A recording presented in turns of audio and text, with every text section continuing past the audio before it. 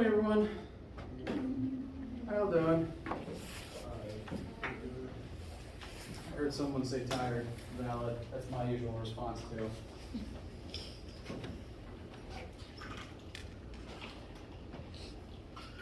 Tired and thirsty. Always carry water, especially if you talk for a living. Anyone have any questions before we get started today?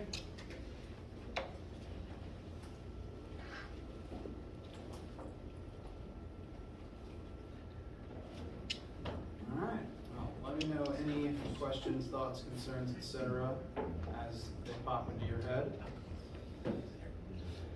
Last time, we looked at the first four variables that we will measure in this class, and the first four formulas that we use for calculating those variables.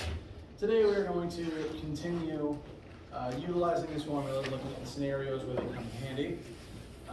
All for the goal of eventually, by Friday, we should be talking about two-dimensional motion, which will set us up for lab next week, which will involve firing cannons. So, consider all of this the warm-up to getting to shoot a marble at something. At someone. Not at someone, at something. Namely, a small plastic T-Rex that I keep on my desk. So, these are our first four formulas that we covered last time, and the goofy nickname that I use for them.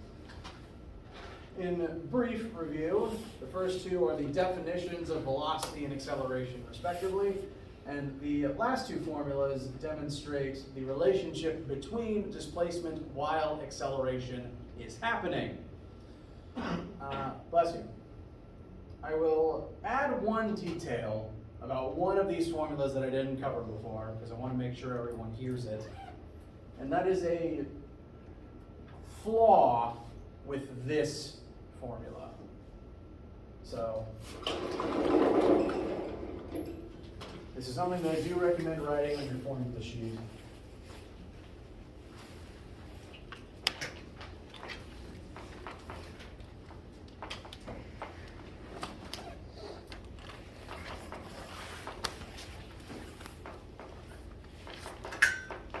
That first formula only works at constant velocity. That formula breaks and stops working the second an object begins accelerating. Note that within the formula, there is no acceleration term, and the formula doesn't factor in at all a change in velocity. It simply asks, what is the current velocity? Yes? Yep, I've got a stack that's going to live here all semester. I'll bring one over. You're welcome.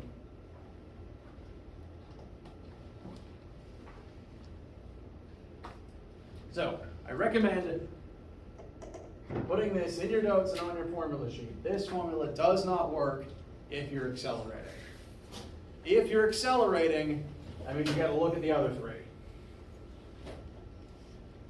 Okay? Constant velocity only, and that's why the V term here is not a delta V. It doesn't specify final or initial. This V is your constant unchanging velocity for this amount of time. This formula is for figuring out how far you go if you're moving at 60 for an hour or something like that. That's all. Is that clear for right now? Yeah, so when you mean like if they say like anytime in the question if they mention how they change speed, we can't use that formula? Correct. Okay. Now, I'll go ahead and point out that if you're accelerating and this formula does not work, I would direct your attention instead to the third one, because the third formula is secretly this formula but better. This formula factors in acceleration, so if you're accelerating, this one automatically works.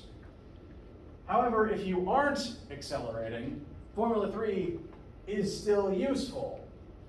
Because if you're not accelerating, then a just happens to equal 0. And if a is 0, 0 times 1/2 times anything is 0, and it all just goes away, leaving you with delta x equals v initial times time. Yeah, that's secretly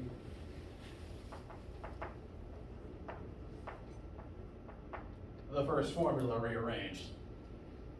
So Formula 3 is basically an upgraded version of Formula 1. And we just keep Formula 1 around because it's the definition and it's useful to have written down. So Formula 3 is arguably the most useful out of all of these. For that reason. But main thing I wanted to talk about is this asterisk right here. Only works at constant velocity. If you're accelerating, do not use this formula. This one's here again as the definition of what velocity is. Bless you. Questions, comments, concerns? Haiku? Okay.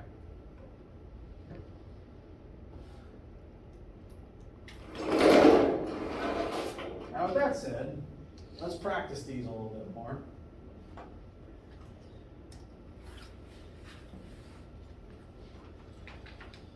Let's look at a new scenario where someone will be moving through space while displacing. A basketball player is going to jump upwards and leave the ground at a launch speed of 6 meters per second vertically upwards. We're going to find out how impressive this feat is. We've been given velocity initial, 6 meters per second. I also sometimes like to add arrows to demonstrate what direction a vector points, just to make sure I keep that clear in my head and in my work. So just pointing out this initial speed, I've labeled it VI, 6 meters per second, points vertically upwards. And that is the launch speed. Speed at which this person leaves the floor. And we've been asked to figure out how much time is this person going to spend in the air before they hit the floor again? What will their hang time be? That's the actual science term. It does not refer specifically to surfing.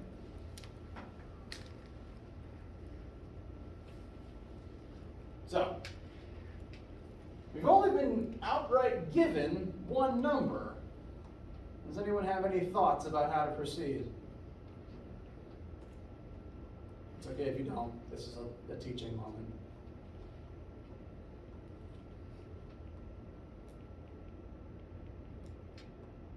So it's kind of an odd scenario. We have one number, and we've been tasked with finding another number. So this is going to be your, as far as this class goes, your introduction to 1, gravity, and 2, thinking about these questions as puzzles. By design or otherwise, the questions in this class should be thought of kind of like riddles. You're given a scenario, you're given some of the numbers describing that scenario, and you have to use your formulas as tips and tools to get to the desired answer. And sometimes the question's only going to give you so much information outright. And there's other pieces of information that you'll be able to figure out by analyzing what is happening in the situation itself. For example, this scenario is going to involve gravity. Gravity is always what pulls you back down to Earth, is it not? So, related question, is this person's speed going to remain 6 meters per second? No.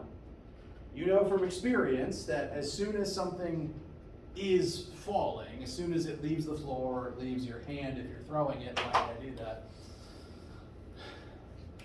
Once it is in the state of falling, it is already undergoing an acceleration.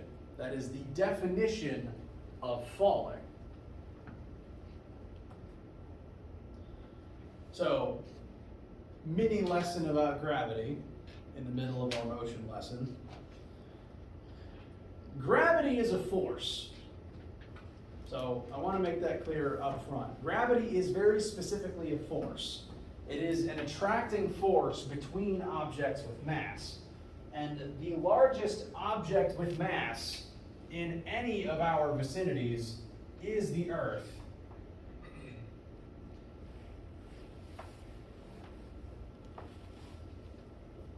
Now, we ourselves, as beings comprised of matter, do contain mass, and that's why the mass of our bodies is being pulled towards the mass of Earth, namely towards the core of the Earth. And that's why no matter where you are on Earth, you always fall down, because as long as you're on Earth's surface, down always points to the core. So, that's why gravity happens. It is an attracting force between objects with mass. And because it's a force, that force causes acceleration. There's a certain law of physics that I hope looks familiar. If it doesn't, that's okay. We're going to cover it next week. So this is a teaser. This is Newton's second law of motion. And it says force equals mass times acceleration. When you exert force on an object, it accelerates. Does that sound familiar? Because anytime you use your muscles to move anything around, you're exerting force on something and causing it to either start moving or stop moving, which is by definition an acceleration. Force causes acceleration. I didn't actually learn this in science class when I was a kid. I learned it from my Taekwondo instructor.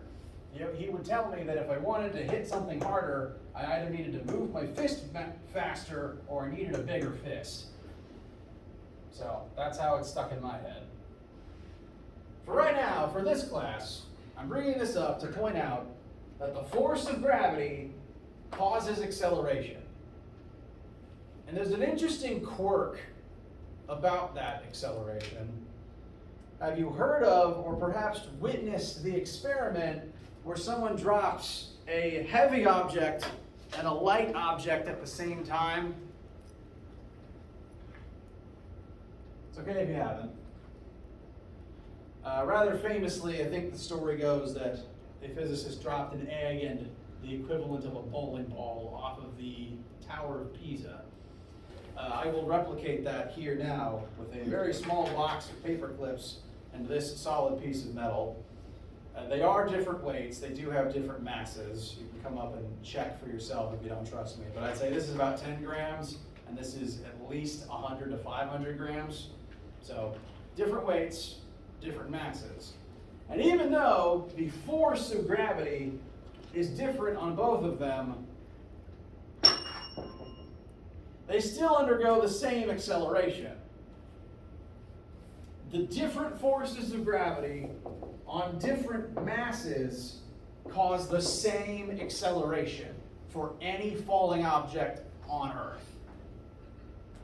Doesn't matter how heavy it is, unless it has a parachute or exhibits parachute-like qualities, every object will accelerate due to gravity at the same rate of 9.8 meters per second squared downward.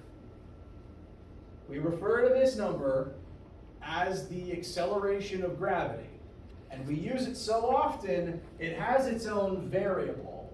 If you're looking over your formula sheet and you see a formula with a lowercase g in it, it is referring exclusively to this.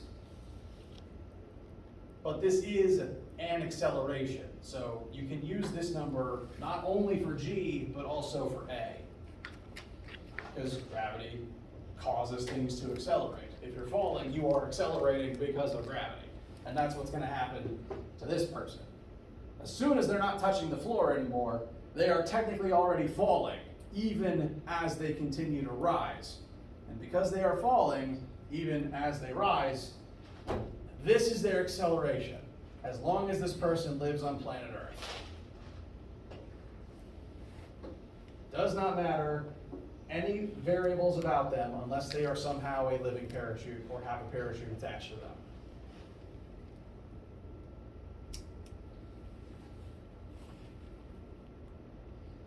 So even though the question doesn't outright state this is still implied information that we are able to assume. part of doing physics questions is the art of understanding what assumptions you are and are unable to make. And as long as a question in this class does not outright state that it takes place on another planet, this number will always be true as a number you can rely on. The question may not always outright state this is the acceleration of gravity, but it is implied as long as the question does not state in words this takes place on the moon.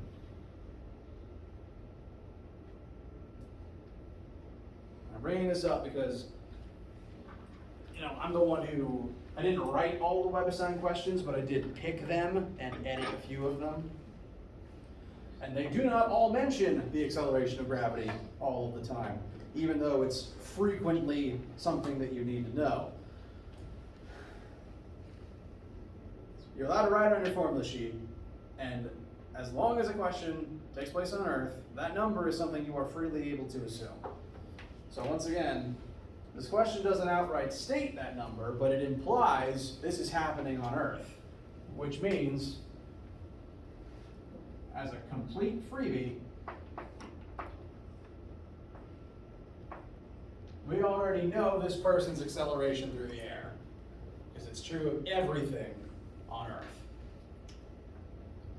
That is a free assumption that you can always make, a free variable that you always have access to, as long as you're not on Jupiter.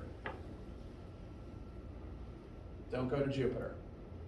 You will die 8 different ways before you see the surface.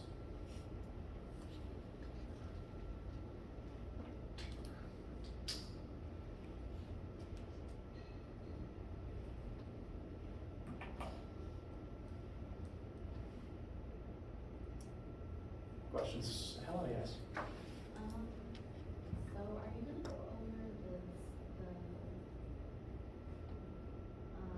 questions from lab, the worksheet?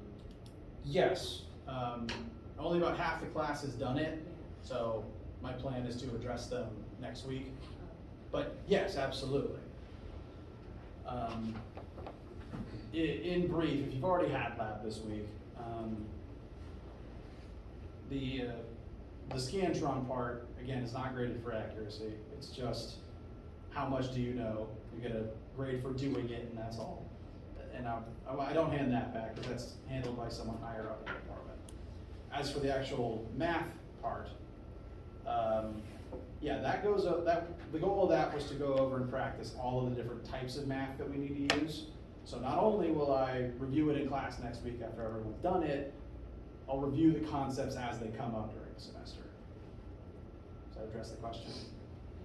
Okay. You're welcome.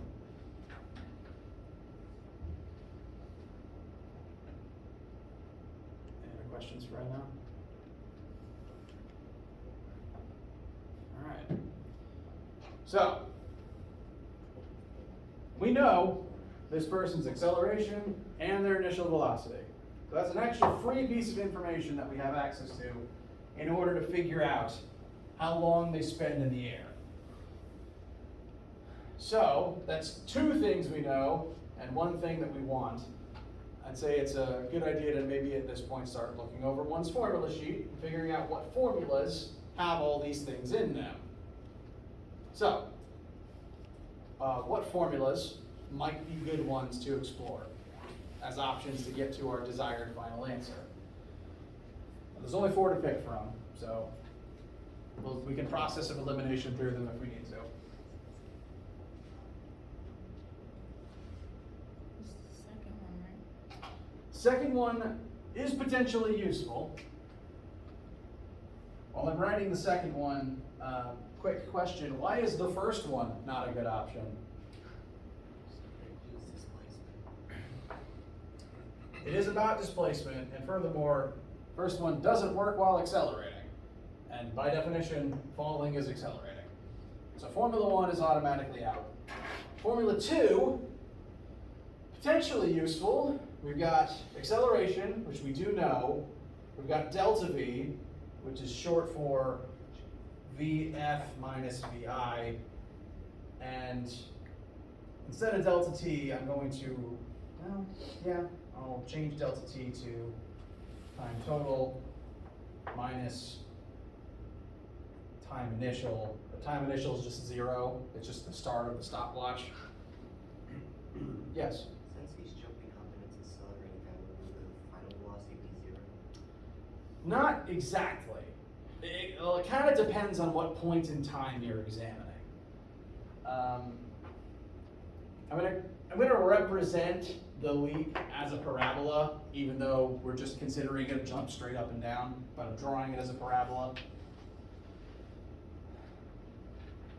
Right now, we want to know the total time it takes to start here and end back here.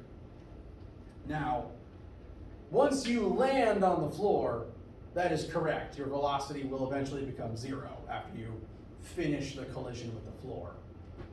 But as soon as you're touching the floor, you're not really accelerating anymore. You are, well, you won't, sorry. As soon as you're touching the floor, you're not falling anymore. And once you're not falling, this stops being true. Or, sorry, this stops being true. So, I don't usually consider the collision with the ground a factor. Instead, I would consider the final velocity to be the top speed reached right before impact, the speed at which you hit the floor.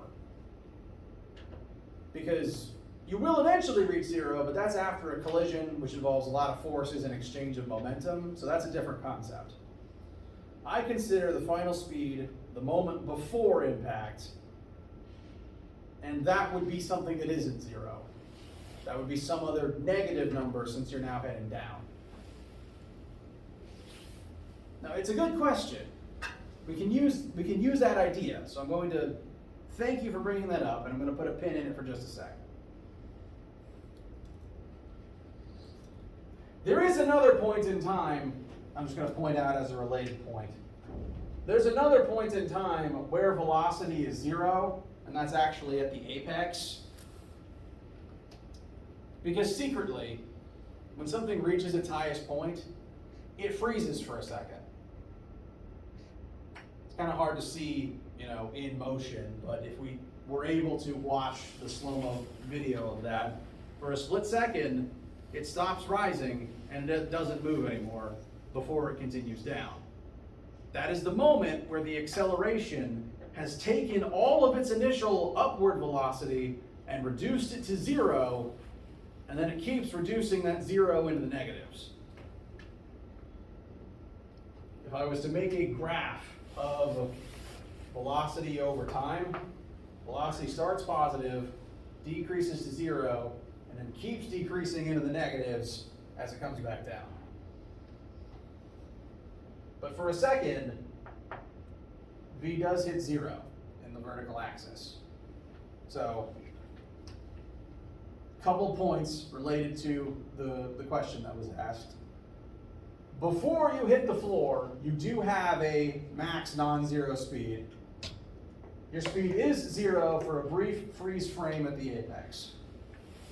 That means if we were to put in a final velocity of 0, we'd actually be looking at this moment. Because for as long as this is your acceleration, that's the only moment where the final velocity is 0. Down here, you will eventually hit a speed of 0, but only after this stops being true, which means we wouldn't use it in this formula to find that answer.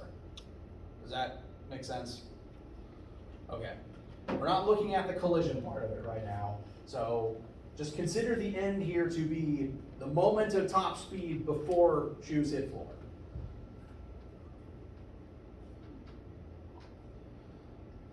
So if we plugged a 0 into this now, we would actually end up finding the time it took to get to this point.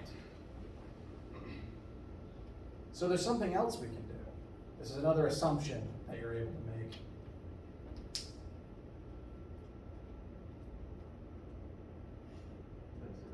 What's the final height that you're going to reach in comparison to where you start? 0. We're going to land back on the floor. We're going to end where we began, vertically speaking. correct?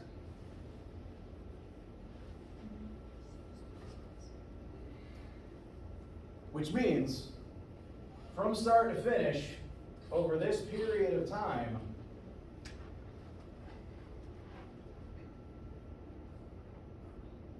delta y is 0. Because in the time it takes to get back to the floor, you've made it back to the floor. You're back at your starting height. It is true that at other points in time you are elevated above that point, but we don't really care about those points in time. We care about this point in time. We want to know the time it takes to get back to the floor. And at that time, we're back at the floor. Which means we're back where we started, which means our displacement from start to finish is 0. We've returned back to start. Do not collect your $200. Is that game still relevant?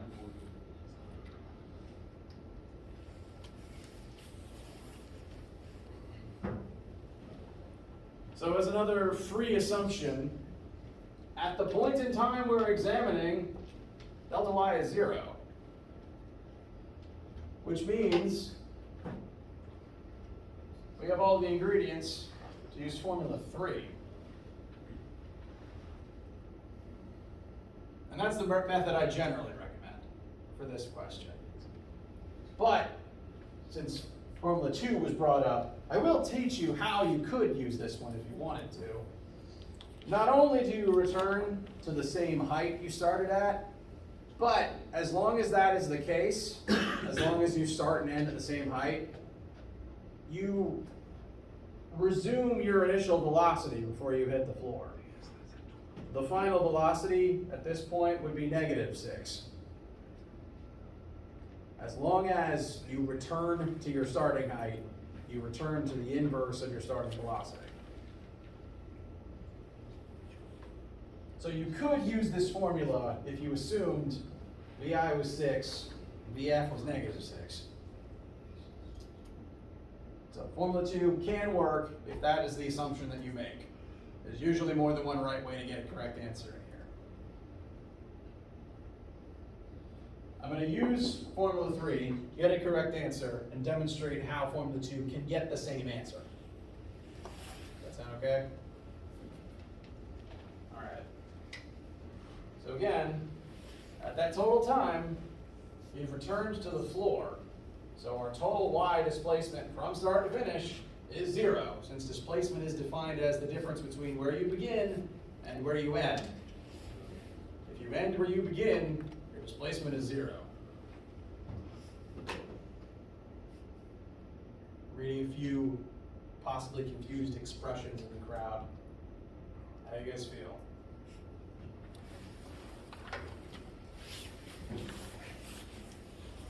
Sometimes I overanalyze the facial expressions. Feel free to just not answer if I ask that. Initial velocity is +6. T is what we're solving for. Plus 1/2 times our acceleration times time squared. Time is our one unknown. It's the only unknown left. So we can technically use this to find it. Before we proceed, though, I'm going to point out that it is very important to maintain positive signs for up and negative signs for down. These two things, velocity and acceleration, are both vectors, so direction matters. They are both in the y-axis, but they point in opposite directions within the y-axis. And you do have to note that. If I gave them both positive signs or both negative signs, the math would stop working. It either give you a wrong answer or potentially no answer if you have to use a quadratic and you get an imaginary number. So, vectors are important. You have to know what direction things point in. And that's why I'm always going to try to point it out when I'm working sample questions. That's why I like writing arrows when I'm doing my variables. So up for positive, +6. Down for negative, -9.8. Again, the answer won't work right if you don't do that.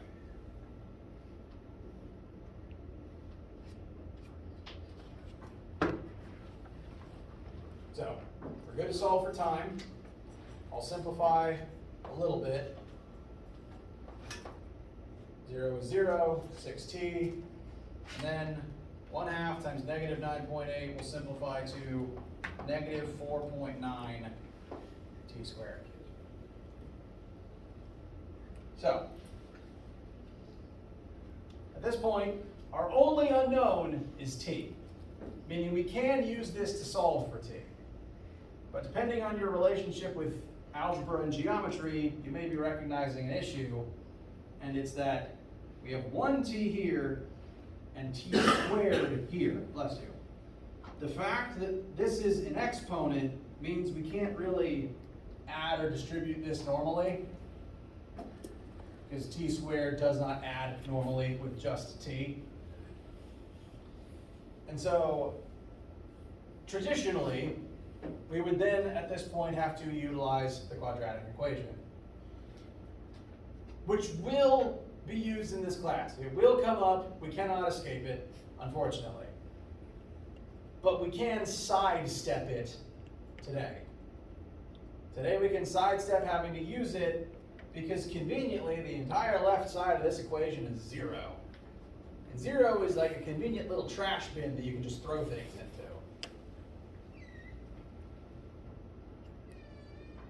Both terms on the right have at least one t in them, meaning we can freely divide everything by t, and something interesting happens.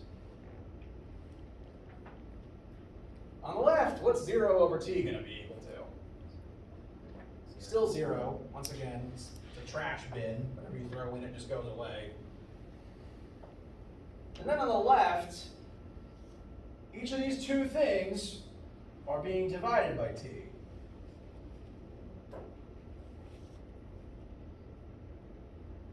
Which will simplify to just 6 minus 4.9t.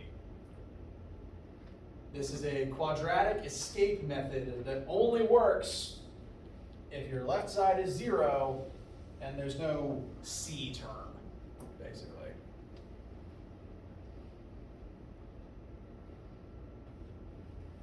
So we have sidestepped the need for a quadratic today. Now, it won't happen all the time. We will have to do it, but we'll save that for another day. You feel okay getting here? Slightly alternate way of asking that. Does anyone not feel okay getting here? Does anyone have any questions? Yes? Can you just go back? So delta y, just at the top, is the change in height? Yes. And Change in then- height from start to finish at that final time of hitting the floor. Okay, and so then that's 0.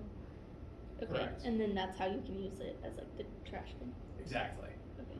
And that's delta y is specifically 0 because the point in time we're looking at is when we returned to the same starting position. Okay. And is that true for like all, just like vertical jumps? Like, Yes. in any question that asks this, you can assume that delta y is 0. Any question where you end at the same place you begin, yes. Okay. Which won't always be true.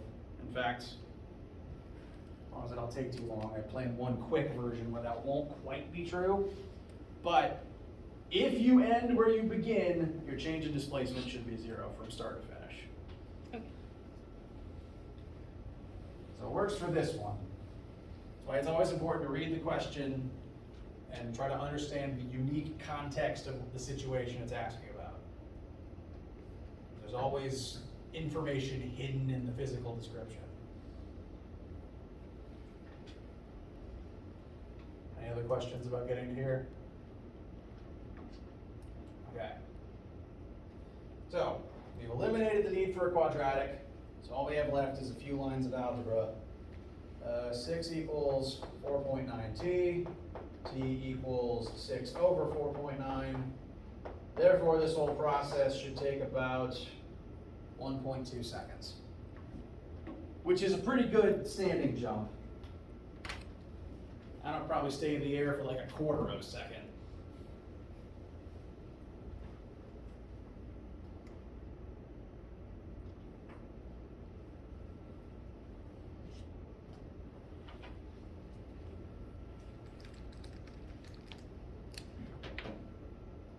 So that is the entire hang time, the entire time this person spends in the air, from start to finish.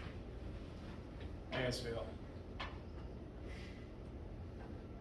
Yes? Could you go back? How did you get the 6 on that side? Oh. Basically, my next step was adding positive 4.9t to both sides, which technically would look like 4.9t equals 6. I'm not sure why I flipped it.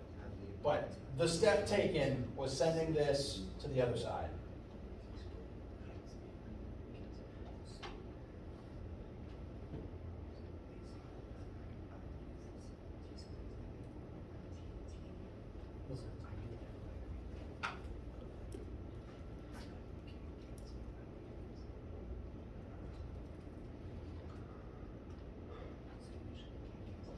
Excuse me.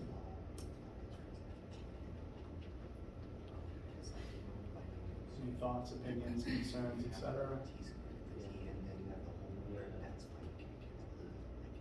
Okay. One more quick. Oh, hold on. Rewind. I said how you could use this to find the same answer.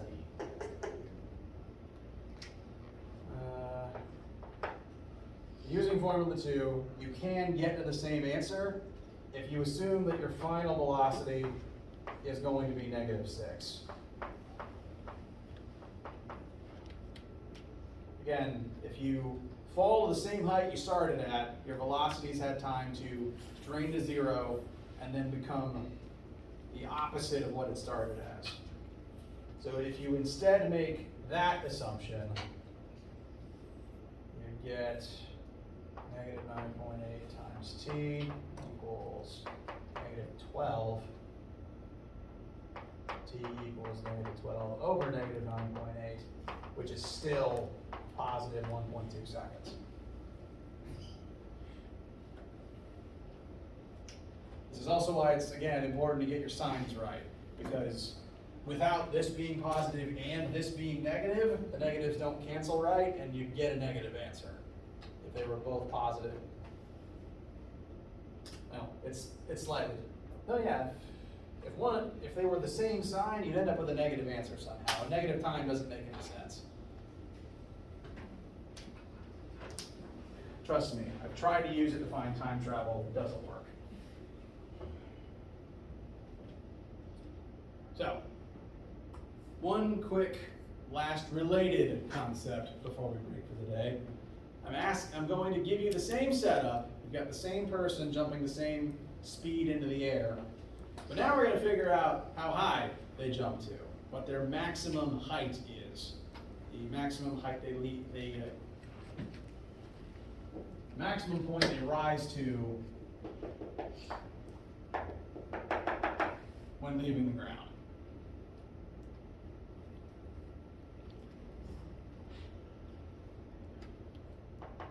Still leaves the floor at 6 meters per second. Acceleration is still -9.6 meters squared while in the air. And that's actually all that's still true, since we're now examining a different point in space and in time. This point right here is 1.22 seconds later. This point is not. So we have to make a slightly different assumption if our goal is to find that maximum height.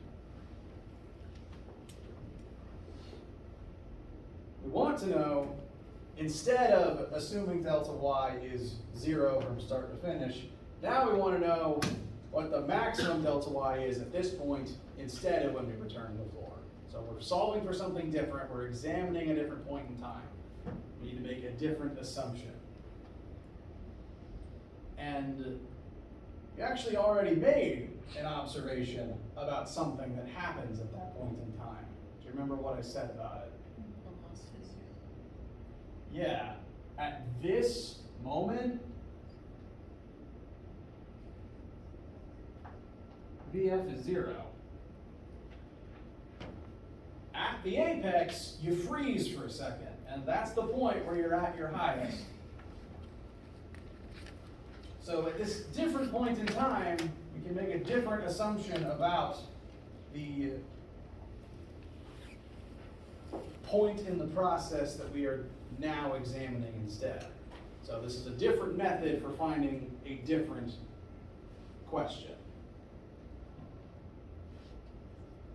But examining this point, we have slightly different information, resolving for a different delta y, but we now have an answer for VF instead.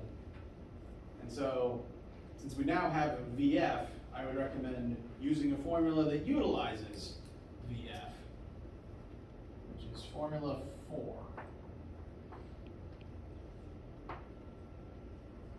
Oops, so half.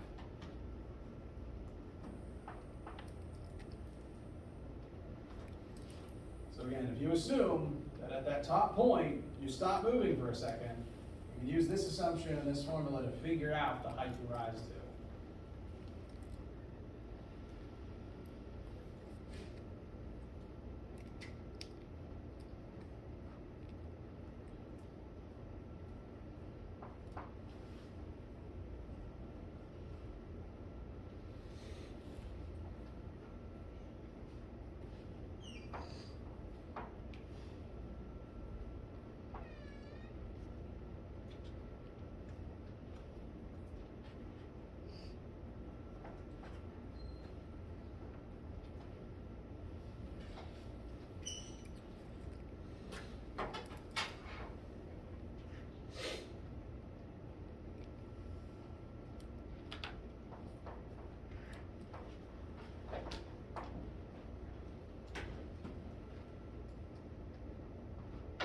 Using this method, we can determine this person jumps 1.86 meters into the air, which is at least 6 feet.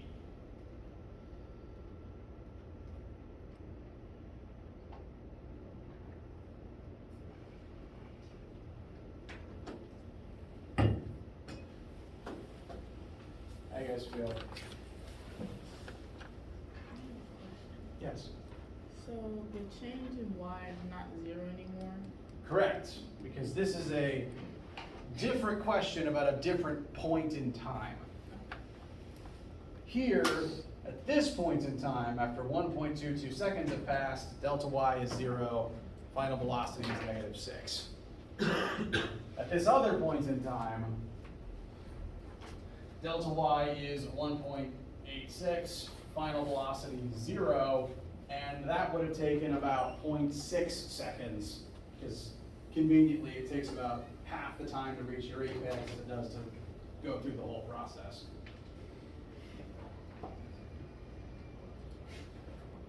Yes? Isn't it 36? It is 36, sorry. The answer's still right, I just wrote 32 instead of 36. Or it should be right.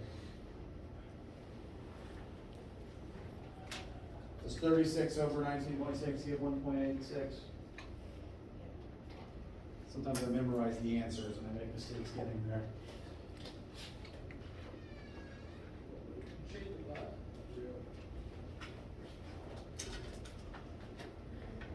Oh, it's 1.84. I apologize.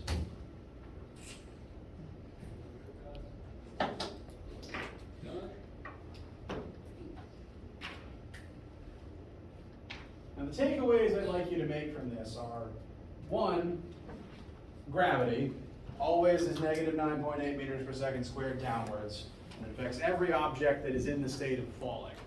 And we're going to use that number the entire semester. I don't usually require my students to memorize technically anything, but if you memorize anything, that number is a pretty good thing to memorize just because you're going to use it so much. By the end of the semester, you might see it when you close your eyes. Yes? This formula sheet, like, are we allowed to like write stuff like that on here? Yes. Write that on there, write the metric prefixes on there, write that first formula doesn't work when you're accelerating. You can make any notes you want as long as those notes aren't answers to test questions. Okay. And then we can just bring this in anytime. Yeah. I mean, the only assignments in here where you can't really accept help on anything are tests in the exam. And even for those, you have your calculator, you have your formula sheet. And yes, you have me at the front of the room. Bless you. Now, this is, once again, introduction to gravity, and also introduction to the idea about making assumptions based on the physical situation described. Think of these as, again, logic puzzles. Sometimes you have to look at the situation to pull out some extra information that you need. That is a process. Learning how to do that, learning what assumptions you can and can't make is a process. This is your introduction to the idea of it. I'll make sure that this all makes sense. I'll make sure that as a process, this is something that you feel comfortable doing during the semester. Is that okay? All right. Let me know if you need anything. Do look over the first homework batch if you are already on by the sign. Again, it's not due. I just recommend looking over it and doing it as we learn each chapter each week. The sooner you start on it, the sooner you finish it, the more sense it makes. Yeah, all the homework's already there. I recommend going ahead and looking at the chapter 1, 2 assignment. And come to lab this week. And I'm rambling. Have a nice day. Calculator.